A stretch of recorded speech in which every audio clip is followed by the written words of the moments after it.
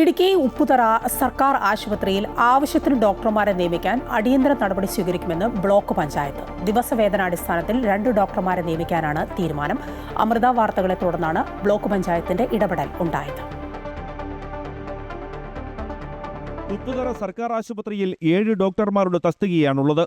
എന്നാൽ നിലവിൽ 4 ഡോക്ടർമാരുടെ സേവനം മാത്രമേ ലഭിക്കുന്നുള്ളൂ. ഇതിൽ ഒരാൾക്ക് സ്ഥലംമാറ്റ ഉത്തരവും ലഭിച്ചു. ആവശ്യത്തിന് ഡോക്ടർമാരില്ലാതായതോടെ കിടത്തി ചികിത്സയും മുടങ്ങി.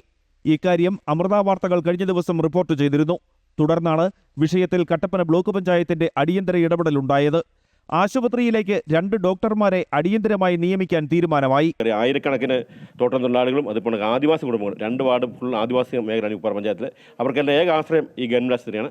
അതൊക്കെ വളരെ നല്ല രീതിയിൽ പോകണമെങ്കിൽ ഇവിടെ കിടത്തി ചികിത്സയാണ് ഇപ്പം നമുക്ക് വേണ്ടത്. 2 ഡോക്ടർമാരെ നമുക്ക് കിട്ടാനുള്ളൊരു മാർഗ്ഗം നമ്മൾ അന്വേഷിക്കുകയാണ്. നിലവിൽ ഉപ്പുതറയിൽ തന്നെ പഠിച്ച് ഡോക്ടർമാരായ 2 കുട്ടികളുണ്ട്. അവരോട് നമ്മൾ ആവശ്യപ്പെട്ടിട്ടുണ്ട്, ഉപ്പുതറയിൽ 2 വർഷങ്ങൾ നിങ്ങളുടെ പ്രാക്ടീസ് ഇവിടെ പ്രയോജനപ്പെടുത്താൻ ആവശ്യപ്പെട്ടിട്ടുണ്ട്. അവരത് സമ്മതിച്ചിട്ടുണ്ട്. അവരോട് എത്തിക്കഴിഞ്ഞാൽ അടുത്ത മാസത്തോടു കൂടി ഇവിടെ കിടത്തി ആരംഭിക്കും. ആദിവാസി തോട്ടം മേഖലയിൽ നിന്നുള്ളവരാണ് ഉപ്പുതറ സർക്കാർ ആശുപത്രിയെ കൂടുതലായി ആശ്രയിക്കുന്നത്. ആവശ്യത്തിന് ഡോക്ടർമാരില്ലാതായതോടെ ഇവരുടെ ചികിത്സ പ്രതിസന്ധിയിലായി.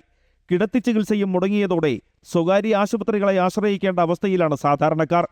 പുതിയതായി കൂടുതൽ ഡോക്ടർമാരെ നിയമിക്കുന്നതോടെ മെച്ചപ്പെട്ട സേവനം ലഭിക്കുമെന്ന പ്രതീക്ഷയിലാണ് ഇവർ. അമൃത ന്യൂസ്, ഇടുക്കി.